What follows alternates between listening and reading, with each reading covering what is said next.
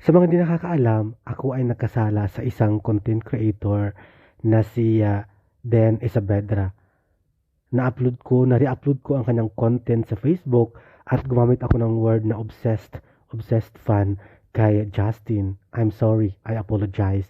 At patawa dahil dumating ako sa punto na di na pala tama ang ginagawa ko kasi nasaktan ko ang isang tao, isang fan ni Justin na si Den Isabedra.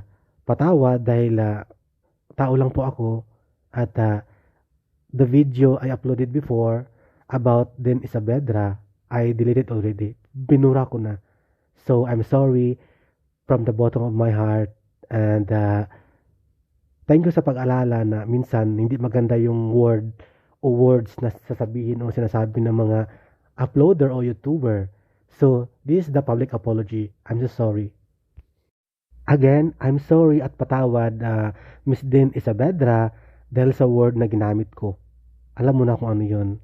And again, I'm sorry, patawad at sa pagpaalala na minsan mag-ingat sa mga word o words na gagamitin sa pag-upload o pag-voice over ng mga video. And I'm just only a fan and you also is a fan.